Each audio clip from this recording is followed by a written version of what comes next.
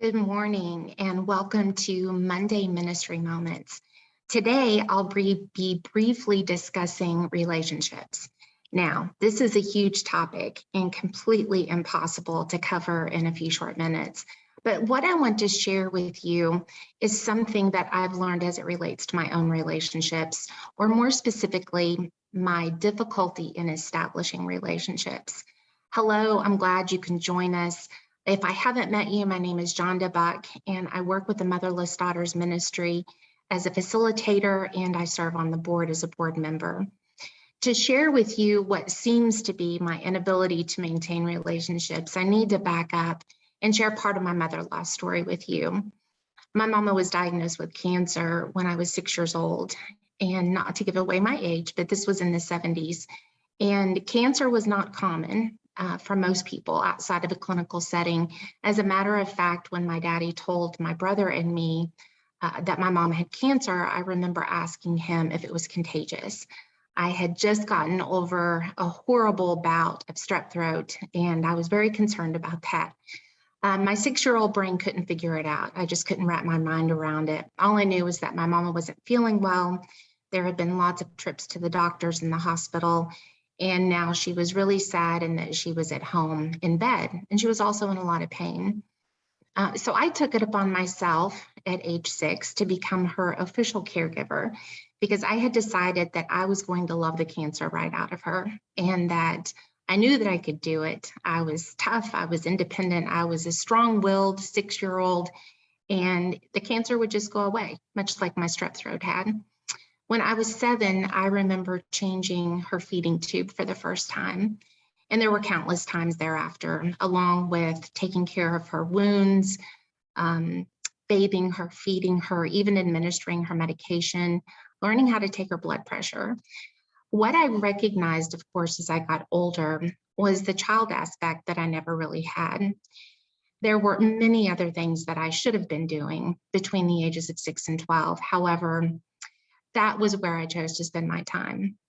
Now, to be clear, I did have an amazing childhood, in my opinion. I had some wonderful friends and did get a lot of opportunities to have fun as a child. However, I remember my mind not being far away from my mom and wondering how she was doing. We moved around a lot because of my daddy's ministry. I think the longest we lived anywhere was 5 years. And as I grew up and began to experience a variety of relationships, I began to uncover a pattern. It was nearly impossible for me to sustain a relationship. I would become friends with someone, then soon thereafter, I would just kind of slip away. I remember trying to figure out, why couldn't I just find a good friend? And that was one of my greatest challenges. My entire life, I've been afraid of getting too close to people, as you might guess, for fear of the fact that either I would leave them or they would lose me or they would leave me. I have several very close friends now, and it's largely in part due to the fact that I consider them to be scrappy.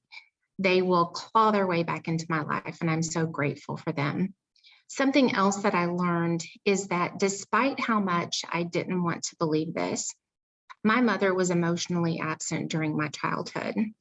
Now, this was, and quite frankly is, still very difficult for me to think about, yet alone to voice it. I consider that I had a wonderful mother, and I know she would have given anything to still be here.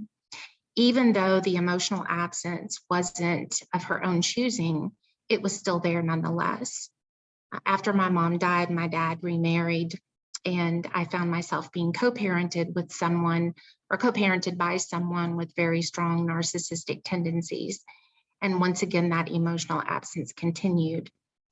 As you begin to study and unpack grief, narcissism, emotional absence, and all of these emotions and behaviors that surround a loss, you will begin to uncover certain patterns in your life. There was no doubt that at age 7, I was attempting to care for a parent and acting as an adult. There's no doubt about that. However, in the midst of this, I was establishing lifelong tendencies to how I would begin to approach a number of things in life, in particular relationships. The reason that I share this story in particular with you is because most women I've met who have had some sort of mother loss, a significant portion of them feel as though they have difficulty with relationships. So if this sounds like you, I want you to understand, first of all, that you're not alone in feeling as you do. You can overcome the challenges. It does require a lot of unpacking and a lot of thought work. However, it can be done.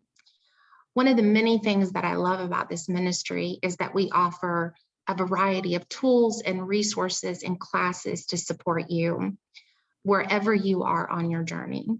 I encourage you to visit our website to learn more about our upcoming classes, retreats, and support groups.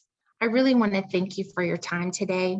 And remember, if this ministry can be a support to you or a support to anyone, please forward this video or have them visit our website or drop us a comment in the section below. Thank you so much, and I really pray that God blesses you.